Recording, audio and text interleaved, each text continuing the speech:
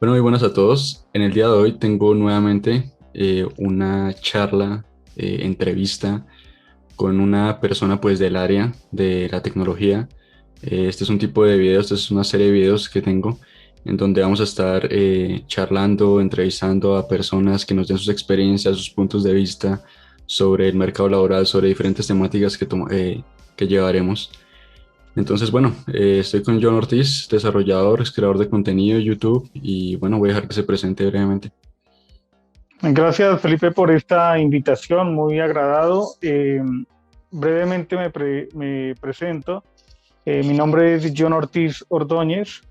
Actualmente conduzco un canal en YouTube en donde creo contenido variado de diferentes tecnologías de desarrollo. El propósito del canal es fortalecer que las personas que visitan el canal y visualizan los videos que aprendan acerca de desarrollo y no solamente las herramientas, sino que fortalezcan sus capacidades de pensamiento computacional, que hoy día podríamos decir que es una habilidad de primer orden.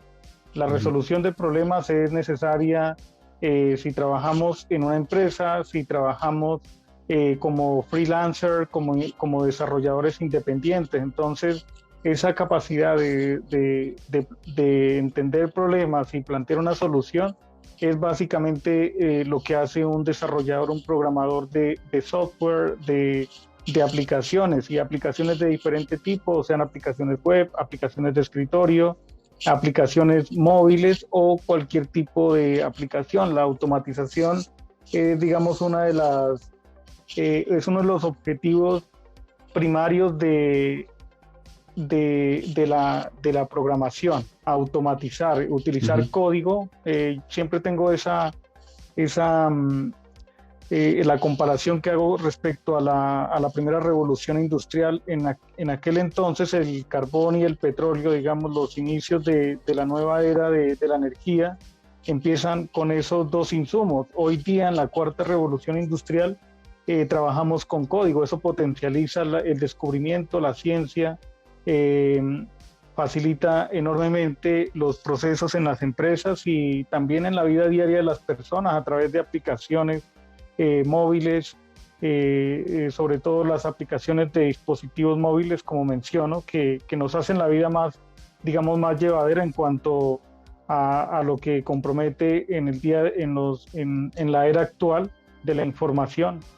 ¿Vale? Ujú. Entonces, ese es, digamos, como el propósito del canal, ayudar a otros a aprender a programar y aprender a utilizar herramientas de tecnología de desarrollo. Sí, he visto que ya van como 6.500 videos, me parece, hasta la fecha, o algo similar. ¿Cuántos videos van en el canal, John?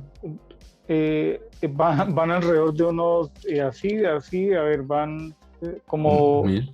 alrededor de unos 6.700, entre 6.500 y 6.700 oscila, O sea, es una ¿sí? cantidad Entonces, sí, bastante considerable para... O sea, yo nunca me había visto un canal con tantos videos, en un canal de programación, ni siquiera un canal de otro tipo sí, con una cantidad de videos tan impresionante. sí, John, es que digamos que uno de los objetivos del principio no era publicar videos cada 8 días, o si no tendríamos unos pocos que sí pueden ayudar, pero aquí se trata, digamos, de crear contenido corto, digamos que sea digerible. Por eso, digamos, el enfoque inicial, yo manejaba un concepto que se llamaba receta, luego lo convertí, receta eran artículos, eran textos publicados en un blog, luego pasé al concepto de video receta y el video receta se convirtió en ejercicio, que es lo más genérico, es el vocabulario más genérico que uno se encuentra en los libros de texto, ya sea de matemáticas, cálculos, los mismos libros de programación. Entonces, eh, siempre me ha dado, digamos, a mí me gusta aprender con ejercicios. Cada ejercicio no puede ser una aplicación completa, pero sí fortalece las capacidades de pensamiento computacional. Provee, digamos, más agilidad. No basta con hacer 10, ni 100, ni 1000. Hay que ejercitarse como un atleta, ¿no? El cerebro es para ejercitarlo y es un medio. O sea, pueden haber otras alternativas, seguramente sí. También en el blog y en el canal hay proyectos Los proyectos se integran, digamos, conectan puntos. Si uno practicó arreglos en un lado y practicó alguna librería de cualquier lenguaje de programación, entonces ahí se puede ver ese, digamos, esa integración de conocimientos, habilidades. Sí.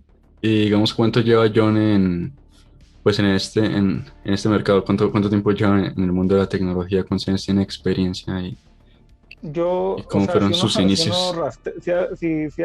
yo empecé desde muy pequeño, a mí me gustaba lo electrónico.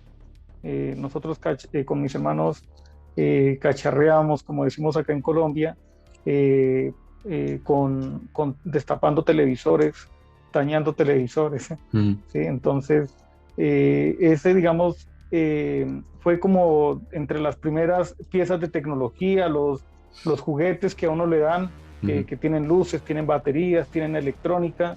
Eso es una forma, por eso es que aprendiendo los chicos, los pequeños, cuando aprenden a través de juegos, es una forma de interactuar con objetos de aprendizaje.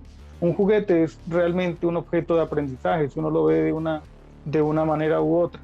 claro. Es un objeto de aprendizaje. Entonces, bueno, uno podría decir formalmente con lo que los computadores más o menos a los 13 14 años, ¿sí?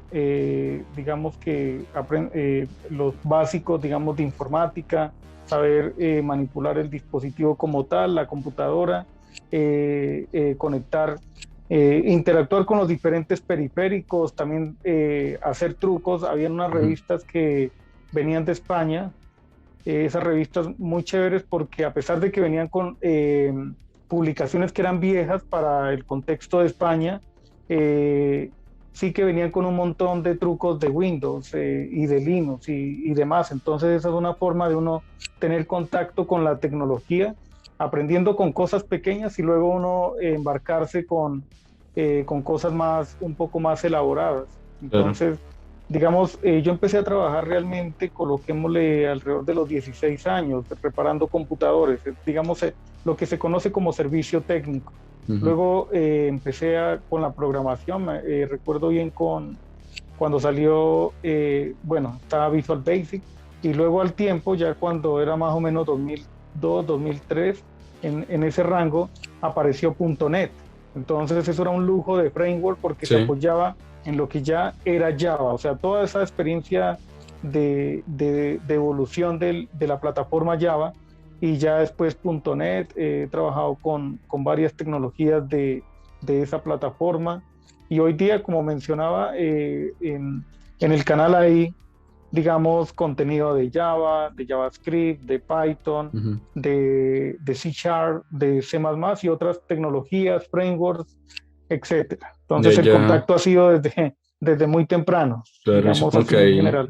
supongo que ahí ya fue la transición a la universidad o yo no estudié alguna carrera universitaria respecto al tema. Yo empecé estudiando en el 2006, empecé una carrera profesional en Neiva, en la Universidad Cooperativa de Colombia. Ahí estuve hasta mediados de 2011, o sea, 2006 a 2011. Ese es el primer, digamos, la primera transición. Ujú, De ahí vivía en Neiva en ese entonces, de ahí pasé a Bogotá y quería estudiar en la Universidad de los Andes, entonces ahí estuve otros cinco años, ahí estudié ingeniería de sistemas y computación. Entonces, mm, digamos que esa ha sido mi formación, digamos, en términos de educación formal, ¿no? sí, pero Pero yo fueron he sido más dos, claro, claro, pero fueron, perdón, fueron dos carreras iguales, o ¿cómo se llama la primera carrera? ¿O cómo era? La primera era ingeniería de sistemas con énfasis en telecomunicaciones, redes, Ujú,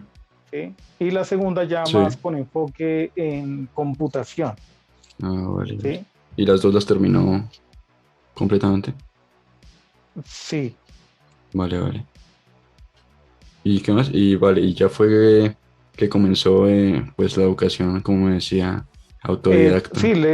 lo que estaba comentando Ujú, era que yo he sido más autodidacta, o sea, a mí me gusta aprender por cuenta propia, no claro. me gusta verme forzado a que tenga que seguir un esquema, sí lo cumplo, claro, pero digamos, prefiero la preparación, digamos, autodidacta, me parece que los libros son son más poderosos, Sí. hablando en esos términos, que un aula de clase. Ujú. Los Sí, libros son, ya. sea un libro técnico o un libro de una historia de Lewis Carroll o de Dostoyevsky o de Balzac, de cualquiera de esos, me parece que tiene un impacto más grande que Ujú.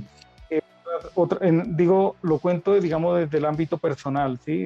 Cada uno tiene como su forma de aprender, pero digamos, a mí me impacta más paginar, a mí me gusta más abrir el libro y entender a partir, digamos, de otras formas de entender, ya sea algo como, digamos, de ciencias sociales, de naturaleza, o en este caso de tecnología. Entonces es, digamos, saber aprovechar el libro es el gran maestro, digo yo. Pero yo creo que tiene la gran ventaja de que uno puede ir a su propio ritmo a veces.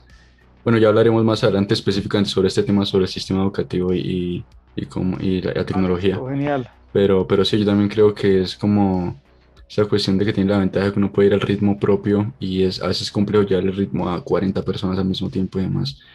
Pero bueno, si ya nos tocaremos ese tema Sí. más adelante.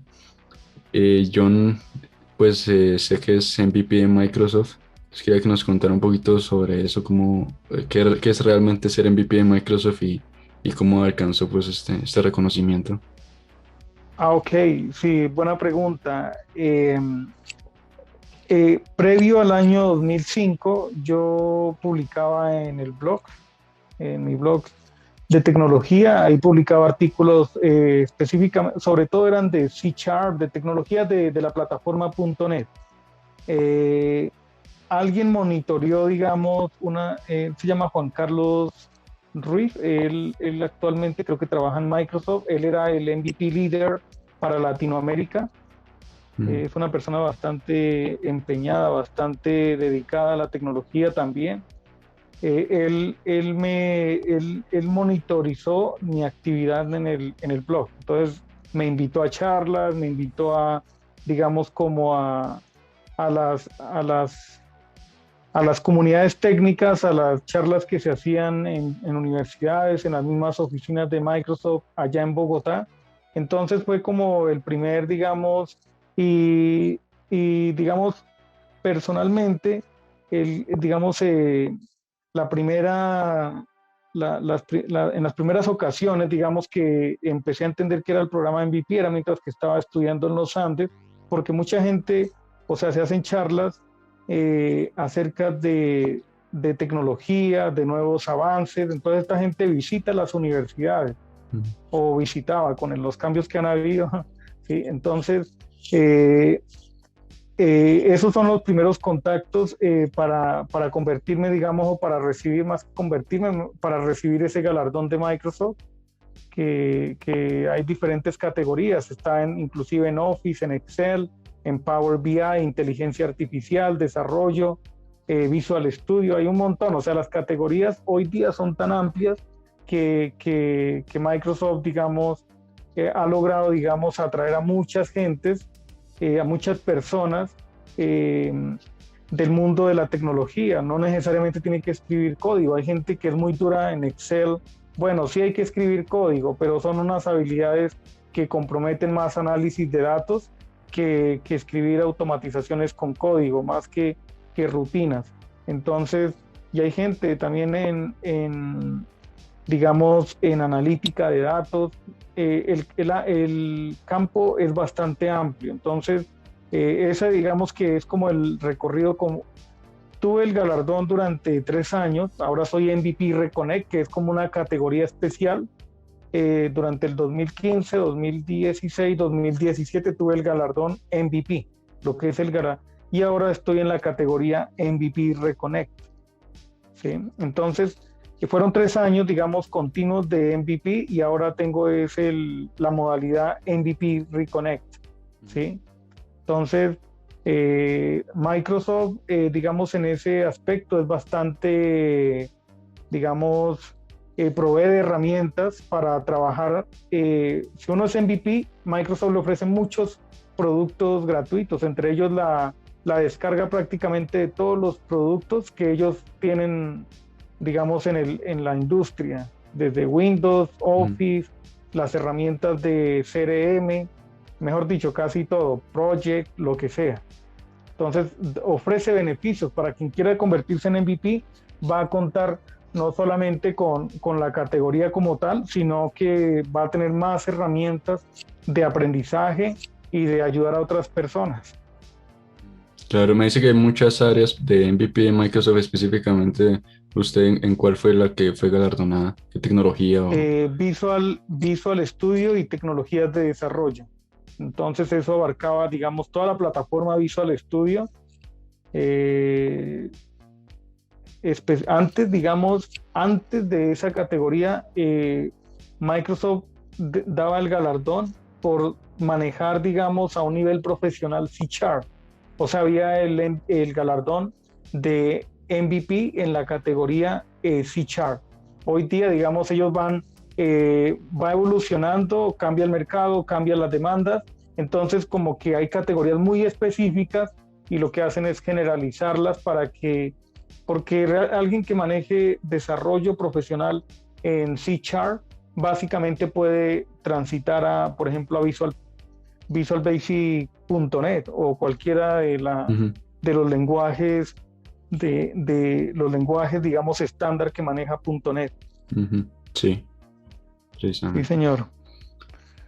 Bueno, entonces quería tocar un poquito el tema de la parte de, pues, los lenguajes o tecnologías necesarias, porque yo creo que John tiene bastante, digamos, experiencia y trayectoria en lo que es el desarrollo web. De pronto, entonces quería saber un poco sobre, sí, una ruta de aprendizaje o tecnologías, material necesario, pues, para convertirse en un desarrollador web. Buena pregunta también. Empezar a desarrollar con tecnologías web es bastante interesante, ya que en la industria tiene una alta demanda. Las famosas tres categorías, ¿no? Back, Ujú, el back-end developer, el front-end developer y ujú, el full stack developer. Entonces, hay muchos frameworks, o sea, uno en PHP empezando, hay una cantidad de frameworks. Por ejemplo, Microsoft, en el caso de Microsoft, tiene la plataforma ASP.NET, que es una de las más eso, robustas para crear aplicaciones. sí, Java no se queda atrás. Uno ve que con Spring Boot se pueden crear soluciones eh, que, que tienen la talla para resolver problemas de esa industria, digamos, pesada, digamos, desarrollar aplicaciones para casos en entidades bancarias. Eh, Cualquier industria de producción que pueda haber, o sea, tiene ese bagaje de trayectoria Java. Pero bueno, volviendo a la pregunta, digamos, ¿qué se necesita? Uno, esencialmente, para convertirse en programador de X cosa, necesita tener buenas habilidades de pensamiento computacional, necesita pensar lógicamente, ¿sí? No basta con que sepamos escribir una sintaxis de un lenguaje, que sepamos declarar clases, declarar ciclos, declarar funciones, lo que sea, lo que ofrezca el lenguaje. Hay que empezar, eh, eh, digamos, fortaleciendo la capacidad de resolución de problemas. Y eso se logra a través de lo que en las universidades se le llama, por ejemplo, algoritmia o lógica de programación de computadores, ujú, pensamiento computacional, y no solamente en la academia, digamos, formal, en las plataformas online, acá en Colombia, por ejemplo, Plaxi o Coursera, que ofrece cursos MOOCs de diferentes universidades. Los MOOCs son más relajados que un curso presencial formal en una universidad, claro. porque uno puede ir al propio ritmo, a pesar de que hayan fechas límites, pueden haber fechas límites, pero se acomoda mejor al tiempo con el tiempo que uno cuente, sobre todo, digamos, alguien que esté trabajando, esas plataformas ayudan un montón. Claro. Volviendo al flujo de la pregunta, de la respuesta a la pregunta, listo, cumpliendo ese requisito, teniendo buenas capacidades de pensamiento computacional, ya el resto, digamos, de ahí en adelante, comprende entender cómo escribo una función que se pueda consumir por Internet, hablemoslo de esa manera. Tenemos una función que calcule, digamos, la nómina de n cantidad de empleados.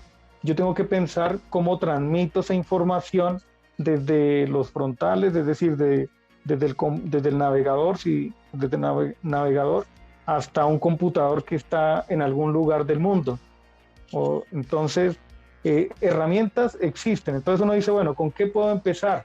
Sí, porque, perdón, es Hoy que día, una, digamos, disculpa, es que sí, lo de las herramientas iba a tocarlo porque es como esa gran cantidad de herramientas. A veces cuando la gente habla de desarrollo web es, yo creo que esas áreas en las que mayor cantidad de pronto de framework nos encontramos, de tecnologías nos encontramos y la gente a veces se queda como con que, pues las primeras tres tecnologías para el desarrollo de las típicas que son HTML, JavaScript y CSS, y después de ahí sale una cantidad exageradamente grande de frameworks y todo eso. Entonces, es algo que quería que me comentara un poquito. Claro, tantas ok, tecnologías. sí, uno puede crear puede crear aplicaciones web básicamente utilizando lo que acaba de mencionar Felipe, Claro. HTML, CSS y JavaScript. Ujú. Sí, uno puede lograr cosas impresionantes con esas tecnologías, pero si uno quiere ser más ágil, hay que pasar al siguiente paso y es utilizar librerías y de ahí de las librerías pasar a los frameworks. Entonces uno puede, digamos, uno puede ser más ágil con JavaScript utilizando, por ejemplo, jQuery que nos facilita, digamos, interactuar con el DOM, con los documentos HTML y las hojas de estilo CSS de una manera más, digamos, más ágil. Yo cuando doy un curso de desarrollo web y primero como que analizo el perfil del estudiante y digo, bueno, sí conoce de JavaScript, sabe crear funciones, sabe crear módulos, sabe crear, sabe manipular, digamos, la página. Cuando digo manipular la página es que sabe, digamos, que cambie la apariencia de forma dinámica cuando presiono botones, doy clic aquí, doy clic allá. Entonces, uno cuando va a empezar desarrollo web, tratar en la mayor medida, empezar con el set básico de esas herramientas. ¿Por qué?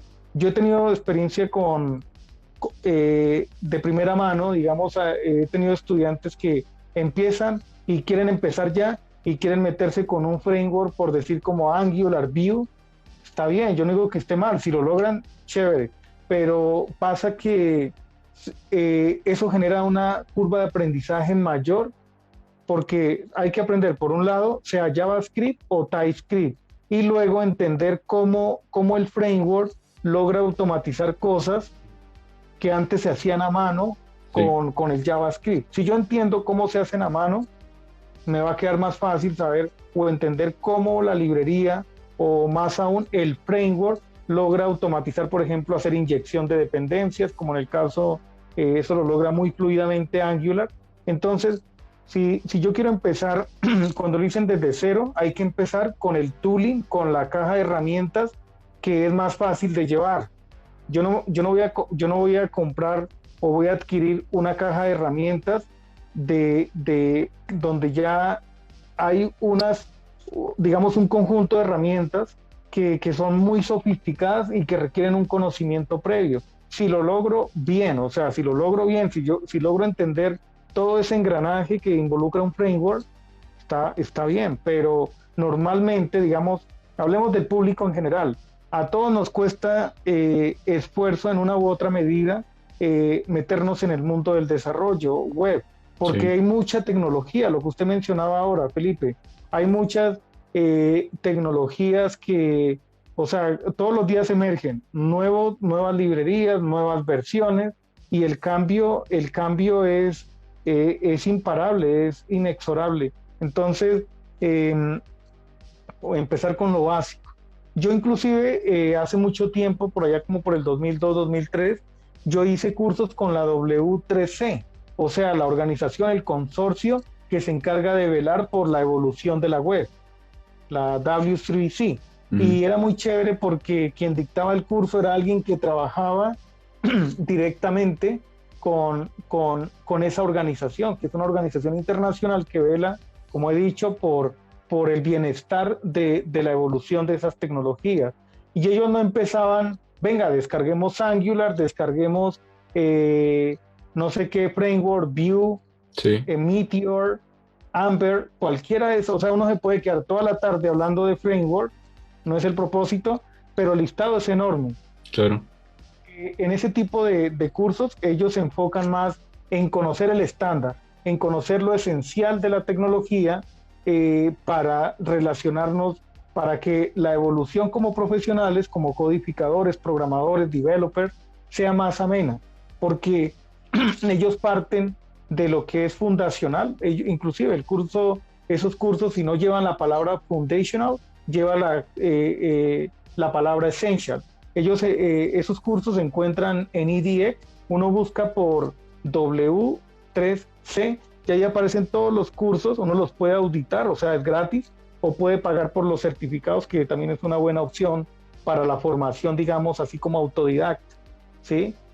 Hay que mostrar que uno sabe, y aquí haciendo un paréntesis breve, mostrar que uno sabe por medio de esas certificaciones no es un lujo, es más bien una forma de uno garantizarle, si uno presta un servicio, si se va a emplear en una empresa, ¿sí? Tener unas credenciales que acrediten, valga el pleonasmo, que acrediten que uno ha estado empeñado. O sea, uno puede decir que sabe, pero hay que demostrar que sabe. ¿Sí? Hay que ser contundentes en eso. Volviendo así en breve, entonces, hay que empezar con los esenciales. Uno se puede apurar a meterse enseguida con Angular, pero la frustración puede generarle más frustración, porque hay muchas cosas que uno tiene que entender, lo que es un módulo, lo que es una clase, lo que es una configuración, lo que es NPM, lo que es Node. Entonces la lista es enorme y un aprendiz puede decir, pero ¿cuándo es que voy a aprender? A la persona que se va a introducir, hablemos del beginner o del que ya tiene una cierta experiencia con programación, es bueno empezar, digamos, con el tooling básico que yo pueda escalar. O sea, yo estoy muy de acuerdo con esa teoría del aprendizaje, hablándolo así informalmente, el escalamiento. O sea, yo no creo que, digamos, cualquiera de las mentes grandes que ha habido en la historia, Einstein, Newton, cualquiera de ellos, Kepler, ellos no pasaron de una sola vez del álgebra a cálculo infinitesimal. O sea, ellos tuvieron una curva de aprendizaje de pronto un poco más rápida, a diferencia, digamos, de nosotros los humanos de a pie, pero de todas maneras ellos se escalan y necesitan esa, digamos, esa habilidad de aprendizaje continuo, y de irse envolviendo en herramientas cada vez más difíciles. Sí, hay que exigirse, o sea, y en el desarrollo web, hay mucha tecnología, hay muchas herramientas. Hoy día, digamos, lo que yo hoy día menciono como andamiaje, hay muchas herramientas que apoyan el proceso de construcción de la aplicación objetivo. Entonces, se automatiza el proceso de construcción con herramientas de andamiaje, yo las llamo así, porque digamos, agiliza el proceso. Si un principiante se mete de lleno con esas herramientas, de pronto le genera más frustración, ¿sí? Claro. Entonces, hay muchas cosas que aprender en un solo tiempo, y eso puede generar una fricción tan grande que de pronto la persona abandona, se va a estudiar otra cosa, se va a estudiar derecho, ¿sí? Entonces, no, eso, digamos, hay que escalar. Empiezo con los esenciales de JavaScript, busco las mejores fuentes de formación. Como les digo, pueden empezar con W3C. Eso está en edx.org.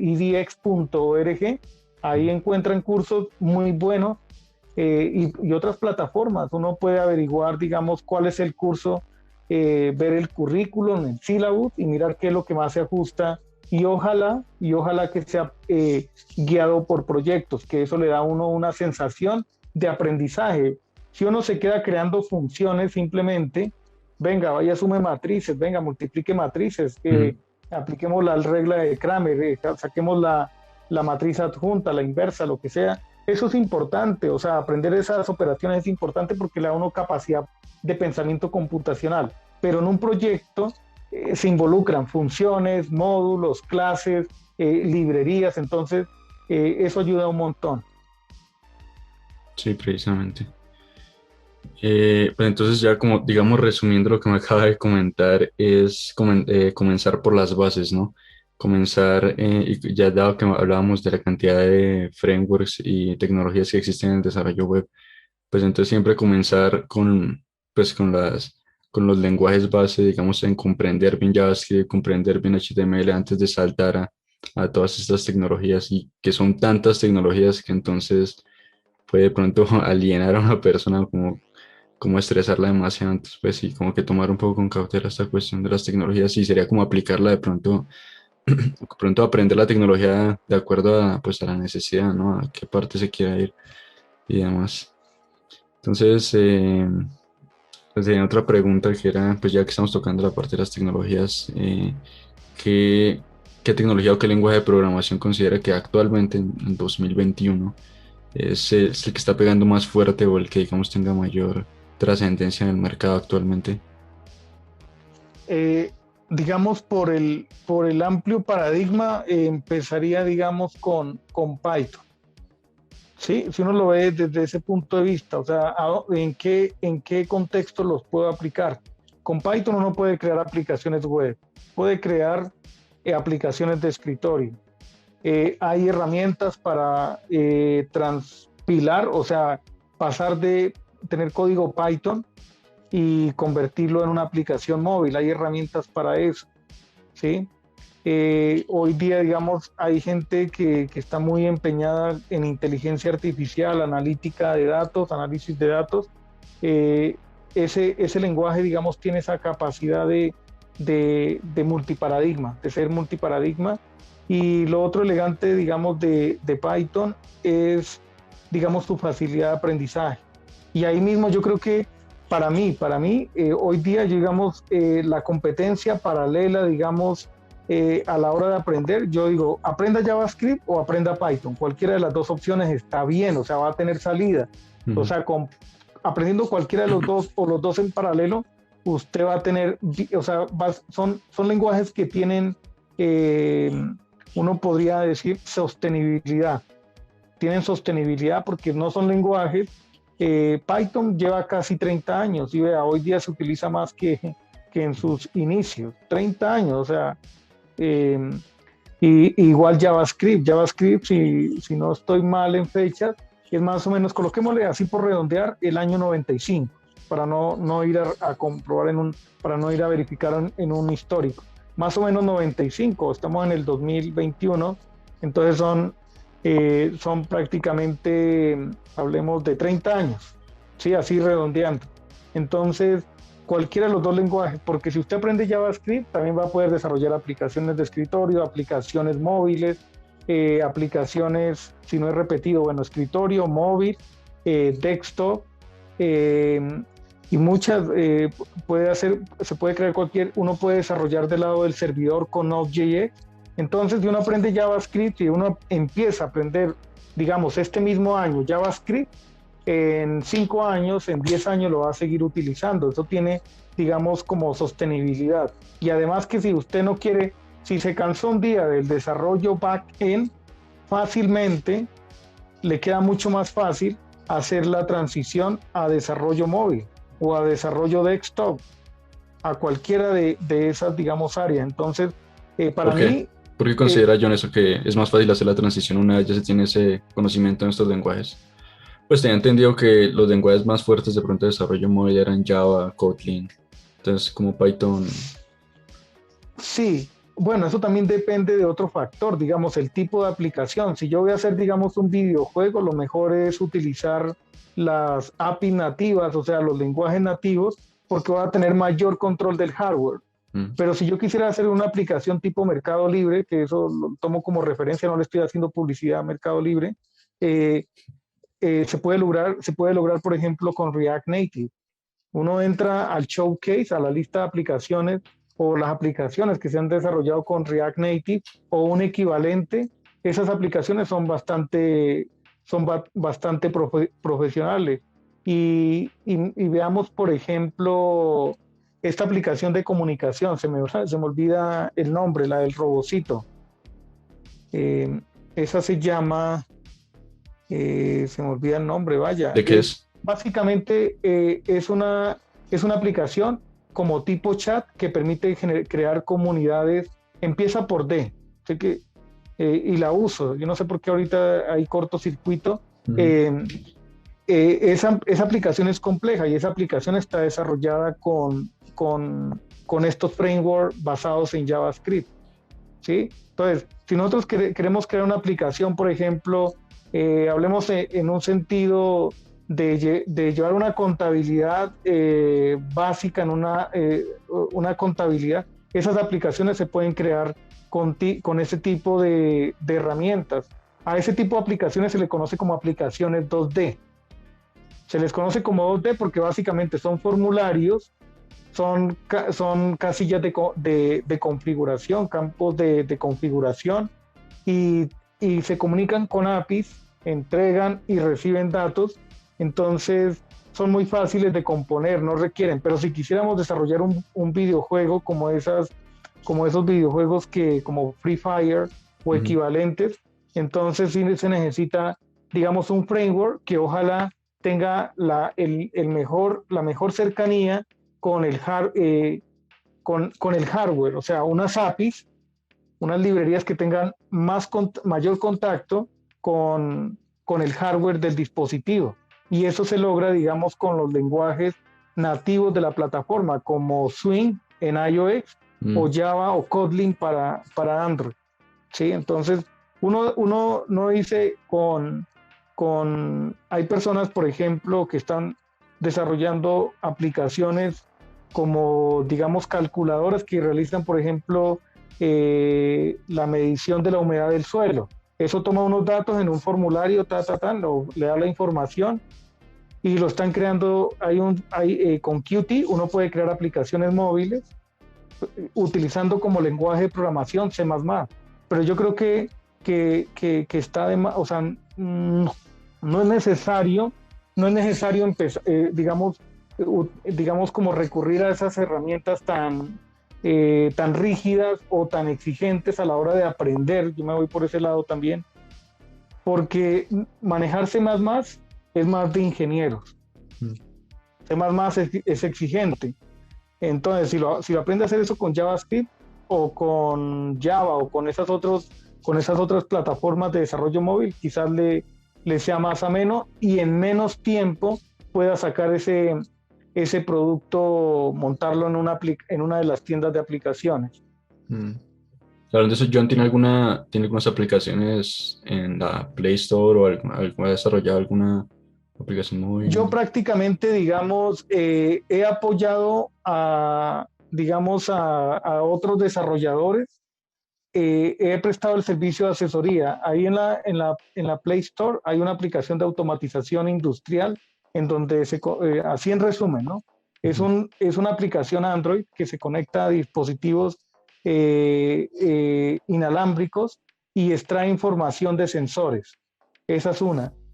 La otra es una que permite medir, digamos, la calidad de la tierra a partir también de sensores. Evidentemente no son aplicaciones de uso masivo, no son redes sociales ni nada de eso. Claro. Las utilizan, por ejemplo, ingenieros agrónomos, agrícolas, como sea Ujú. la titulación en ese caso, que ellos sí tienen esas necesidades específicas. Ujú. Ujú. Y en este caso, o sea, antes yo nunca he hecho una aplicación específicamente para, pues, uso masivo de pronto, no sé. O no tiene pensado ya, digamos, de todo el conocimiento que tiene, nunca he querido de alguna forma aplicarlo para algo que sea de uso, pues, de muchas personas, de pronto móvil o web, Digamos que ahorita mismo, digamos, como mencionaba al principio, estoy más como enfocado en la parte enseñanza. de creación de contenido. Digamos que Ujú. si uno tiene proyectos, digamos, personales o profesionales, ahorita mismo estoy más enfocado como en la parte de creación de contenido de aprendizaje.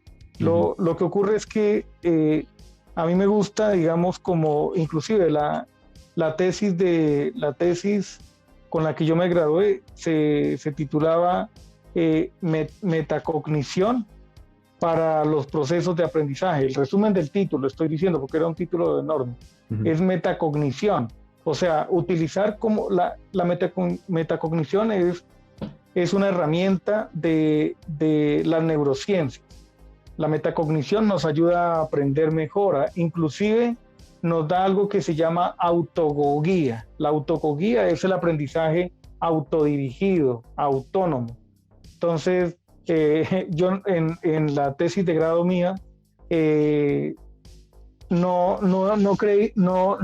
hice nada con código. Lo mío fue más una teoría del aprendizaje, ¿sí? O sea, a partir, digamos, de la experiencia propia y a partir de la investigación de terceros, ¿sí? Yo no, o sea, si me dicen qué aplicación construyó para, para sus proyectos de grado, yo no escribí código prácticamente, prácticamente fue una teoría de aprendizaje, más o menos, ¿sí? Sí. Uh-huh. Tremendo. Porque, digamos, me he empeñado en esa parte, en el aprendizaje. Sí. Evidentemente, si a mí me dicen vaya codifique, yo lo hago porque me gusta y como diría uno así popularmente, me nace programar. Entonces,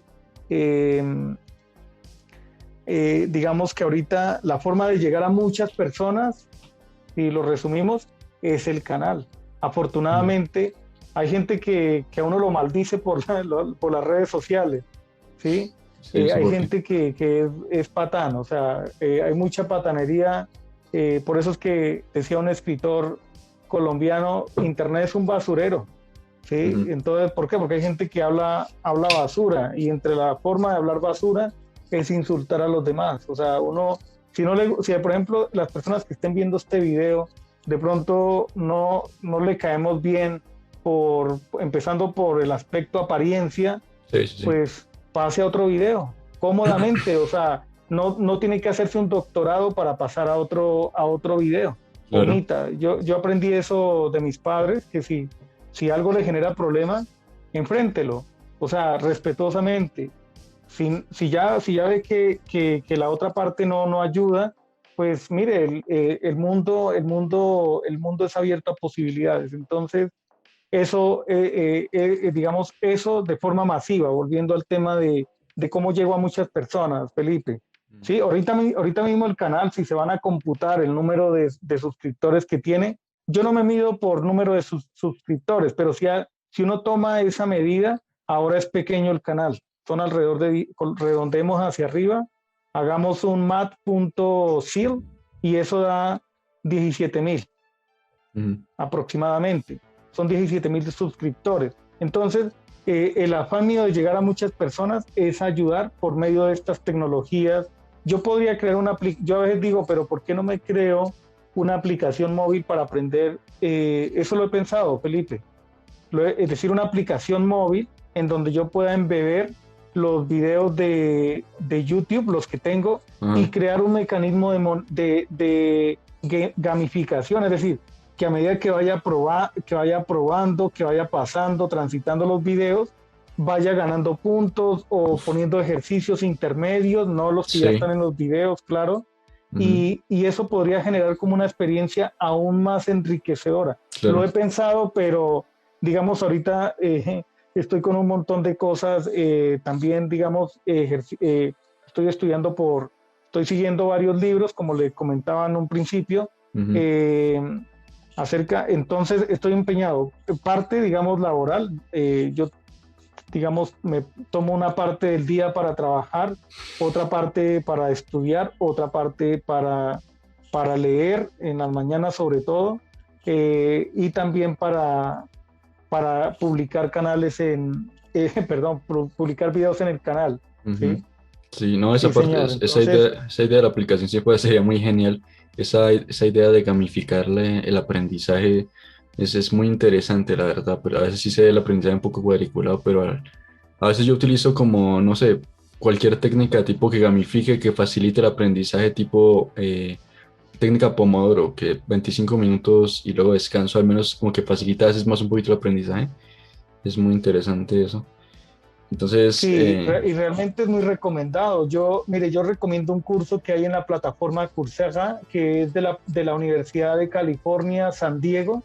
Eh, es de un par de pedagogos, son personas por un lado hay un neurocientífico, nada más ni nada menos. Ahorita no me mm, acuerdo de los nombres de ellos. Sé que la señora se llama Bárbara, y ella tiene como esa expertise en enseñanza-aprendizaje. Y las herramientas que enseñan ahí yo las he tomado muy en serio, y entre ellas está, por ejemplo, hablemos de la cotidianidad, hacer ejercicio, dormir bien. A ver, si yo sé que no me fuera a autodestruir por dejar de dormir, pasaría derecho, ¿sí? sí, sí, sí, Pero no me da, o sea, el organismo claro. no me da, no es una cuestión de pereza, no es desánimo, Ujú, no, pero nosotros los humanos nos debemos reconocer desde las limitaciones que tenemos, ujú, ¿sí? Pueden ser físicas, pueden ser de cualquier tipo, cada uno las identifica. Es mejor identificarlas a creer que somos dioses. ujú, Entonces, eh, digamos, yo recomiendo mucho ese curso porque entre ellas también se menciona la técnica Pomodoro. Eso relaja el cerebro. Y este niño creo que es de un país de, de Europa, no me acuerdo. Él es uno de los mejores ajedrecistas. En ese entonces, él aplicaba una técnica de alternar el cerebro entre los dos estados, el modo focus, enfocado, y el modo disperso. Entonces, yo, por ejemplo, yo utilizo esa técnica porque es muy útil. Yo a veces estoy estancado en un problema y yo digo, ya, no pude. O sea, en ese momento no pude porque ya mentalmente estoy sobrecargado. Entonces, ¿qué hago? Tomo agua, salgo a hacer otra cosa, me ujú. pongo a ver una película. Yo una película la veo en una semana por partes, o me pongo a leer o me pongo a hacer nada. Entonces, manejar esas técnicas de neurociencia sí le contribuyen a la vida personal y a la vida profesional, y también, digamos, a la hora de aprender son bastante útiles. Entonces, ese curso en inglés se busca como learning how to learn, aprendiendo a aprender. Entonces, a veces uno quiere aprender, pero no aplica técnicas. Y yo creo que ese curso influyó bastante para la tesis de grado mía, ¿sí? Ujú. Porque o sea, yo siempre quiero ser un mejor aprendiz a diario, yo me esfuerzo a diario. O sea, si algo aprendí mal, digamos, quizás, o sea, no todo lo que haya aprendido lo ha aprendido bien, lo ha aprendido por atajos, o como por ejemplo en el álgebra, mueva el miembro de la izquierda en la ecuación a la derecha y el de la derecha a la izquierda. Sí, ¿Pero por qué? ¿Sí? ujú, Entonces, eso tiene unas explicaciones lógicas. La matemática, el foundational, la base de la matemática es la lógica. Entonces, volviendo al tema, saber aprender nos cambia, o sea, y eso yo lo aplico para la vida personal. Las decisiones que yo he tomado a nivel personal, las he tomado por ese conocimiento de aprender. Si yo sé que, digamos, si hago aquí un paréntesis, me voy al nivel, digamos, personal. Si yo sé que una relación no me funciona del género que sea, las relaciones entre las personas, pues no hay que estancarnos, hay que seguir adelante, porque pues o, de eso se trata también la vida. No solamente, uno no es una piedra, como decía Nietzsche. ujú. Uno no es una piedra, uno como ser humano tiene instintos, y esos instintos hay que explotarlos para bien, ¿vale? Entonces, volviendo a la pregunta, Diego, perdón, Felipe, Ujú. Diego Felipe, lo confundía por el nombre, perdón. Eh, Felipe, entonces, esa habilidad de aprender a aprender es para mí condición sine qua non. No es, o sea, es fundacional para cambiar la vida de uno. Sí Ujú, es claro, necesaria, ¿sí? Entonces, así como sí, un paréntesis, cierro el paréntesis. sí, le voy a echar un vistazo luego a ese curso que me comenta, porque a veces sí, cuidar esa parte de nuestra salud mental y física es súper importante. Alguna vez leí por allá un autor que dijo que básicamente dormir es una actividad lamentable pero necesaria. Requerimos dormir, puede que uno diga, es que no, o sea, a veces hay gente y a veces es mi caso directamente.